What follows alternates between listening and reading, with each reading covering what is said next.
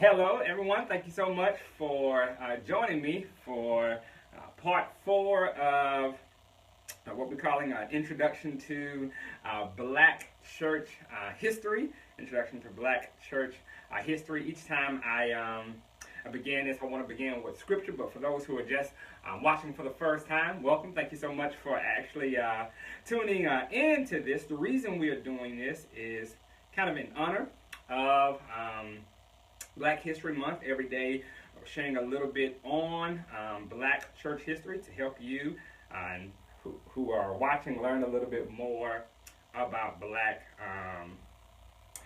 history. So I want to begin with verse 26 of chapter 1, Genesis. And you'll kind of see why I'm beginning with this. Genesis chapter 1, verse number 26. Here's what it says. Then God said, "Let us make man in our image, according to our likeness. Let them rule over the fish of the sea, and over the birds of the sky, and over the cattle, and over all the earth, and over every creeping thing that creeps on the earth." So that's Genesis chapter number 1. Where God says, let us make man or mankind in our image. This is an important piece for part 4 of our introduction into Black church history.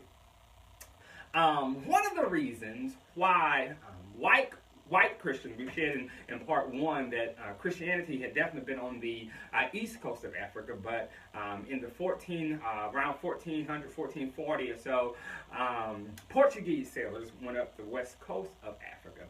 And one of the reasons why many of those white Christians used to justify the slave trade was to save the souls of those who were being enslaved. And to help you understand, I want to read a quote by a man by the name of Gomez de Azara. And he was a chronicler of the time, of the kind of the great expansion time, the great discovery time period. Here's what he said about it. He said, "The greater benefit belong not to the Portuguese adventurers, but to the captive Africans. For though their bodies were now brought into some subjection, that was a small matter in comparison to their souls, which would now possess true freedom forevermore."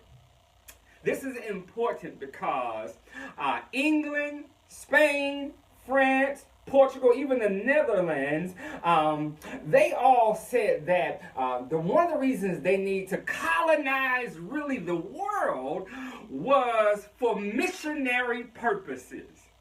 We got to convert more people. However, there's a little bit more to this because we would have religious wars when you would have had the Reformation, and so some people are Catholic, some are Protestant, and so depending on which country you were from, you wanted more people to be like you, and so their colonizing the world also showed up in how they would spread their version of Christianity. So, for example, in North America, which is what we're talking about now, in the 13 colonies, the British king, he sent instructions to the governors in the 13 colonies, and he said to them, instruct the Negroes, slaves, and the Indians in Christianity. The reason was because Spain and France were beating them kind of in the missionary game, and so they needed to do a better job. And so instruct your slaves, instruct those savage Indians in Christianity. Slave owners, though, did not care about Christianity. They did not care about the soul of the slave. They only cared about the money. They only cared about the dollar bill. They only cared about their bottom line profit. And so they didn't want to convert their slaves. And one of the major reasons it became economics was because for those in the 13 colonies, there was a British law that said if a person were baptized, he or she would be emancipated or become free. So if I baptize my slave, I lose him or her as a slave.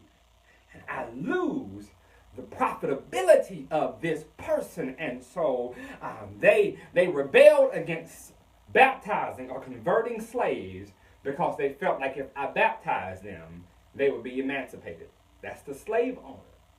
So new laws came out, just specifically dealing with a person who was a slave, saying if they were baptized, it did not mean they would necessarily be emancipated. So that assuaged the slave owners from saying you won't lose your profitability. Right? But then another problem showed up in that, well, when do we teach them Christianity? When they're working sun up to sundown, Monday through Saturday, and the only day they have really free is Sunday. And I shared with you in our last episode that on Sunday, that little bit of downtime, they would dance, they would go visit family, or some of them had to work their own land and make their own clothes because the slave owner did not provide for them. They gave them one day to provide for themselves. Okay? And so now if you're going to get something to eat, you better go out and plant something for yourself. If you're going to make some clothes, make it for yourself, but do it only on Sunday. And so there was very little time to Christianize slaves. And so when they had the merriment, they would go doing the ring shout, which we talked about on our last episode. When they had their downtime, a lot of the missionaries then began to say things like dancing was sinful, so that slaves would not be able to practice that on Sunday. Then, even after they got past that, there was another big problem. And that problem was the humanity of the black person compared to the humanity of the white person. If a black person can be saved, if the slave can become a Christian, it would suggest at some level then that they are human. The problem was slave owners did not view their slaves as human. They didn't even view Indians or Native Americans as human. They viewed them as some other species, or that 2/3 of a human, or 3/5 rather, of a human kind of thing. They were not human. They were chattel. They are not human, and so they cannot become Christian. And so one Puritan preacher by the name of Cotton Mather, here's what Cotton Mather said. Cotton Mather, M-A-T-H-E-R, you can Google his name. He wrote this tract called The Negro Christianized in 1706. And he's writing this trying to, in essence, defend the humanity of the slave to the slave owner. Here's what Cotton Mather said, 1706. One table of the 10 Commandments has this for the sum of it: thou shalt love thy neighbor as thyself. Man, thy Negro is thy neighbor. 'Twere an ignorance unworthy of a man to imagine otherwise. Yea, if thou dost grant that God hath made of one blood all nations of men, he is thy brother too. The slave owner did not want to view the slave as his neighbor because that would suggest that the slave was equal to the slave owner.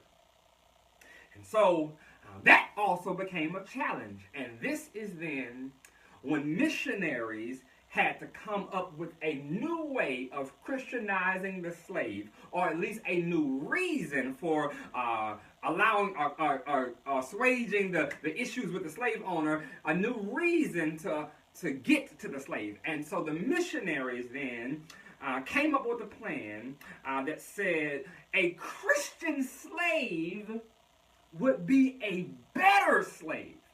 When the slave owner had a concept that if you Christianize my slave, then my slave would begin to view himself or herself as equal to whites, and in that understanding of equality, they would become saucy or uppity and arrogant and uncontrollable if they view themselves as human and equal with men. So the missionaries came up with a new marketing scheme. And so I want to read to you a statement by a man named Winthrop Jordan.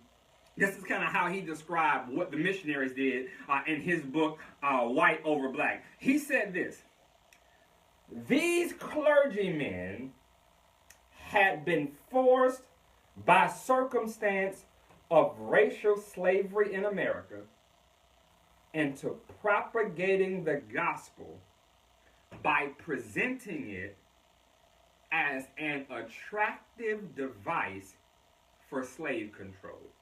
Missionaries, because of the concept and the understanding of the slave owner, had to come up with a way of saying, if you allow us to Christianize your slave, they would be a better slave for you, they would work harder for you, and ultimately make you more money.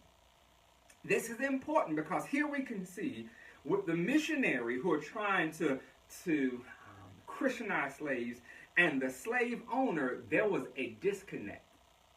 There was some, even early on, such as Cotton Mather, who was trying to argue at least the humanity of the slave, where the slave owner only cared about their money.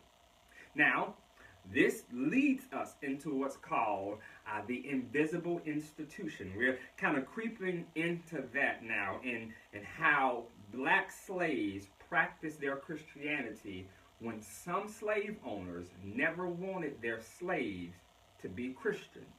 Because if so, there was a threat that this slave may view himself or herself as equal with a white person, and therefore they'll become uncontrollable.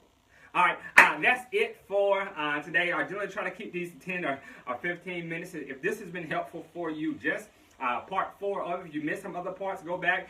Definitely take a look at those. If it's been helpful, do me a favor. Go ahead, share it with somebody else. The goal is to, again, post these every day for Black History Month as an introduction, at least, to Black church history. So we learn a little bit more about how we got to where we are today. So please do share it. If you've got comments or questions, go ahead, leave them there in the comment box, or shoot me an email, pastor@upliftmd.com. I generally try to highlight a book or two, and so I want to highlight these 2 books on today.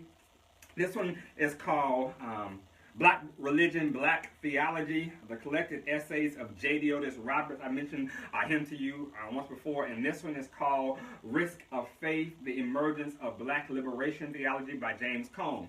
And the reason I highlight both of these is because they were both theologians, and they kind of sparred with one another with regard to the best way forward for Black Christians. And so both of these books are really kind of their collected essays. This one here was really compiled by James Cone himself. And so if you want to read some of his early writings, this is a good one, Risk of Faith. And this one right here is a collection of J.D. Otis Roberts' essays compiled by a great friend, great brother, David Emmanuel Goatley, who is the Executive Secretary for Lot Carey Foreign Mission Convention. So great reads. Again, Black Religion, Black Theology, the collected essays of J.D. Otis Roberts, and Risk of Faith by James Cone. Some books that may be helpful for you. All right, God bless. Peace.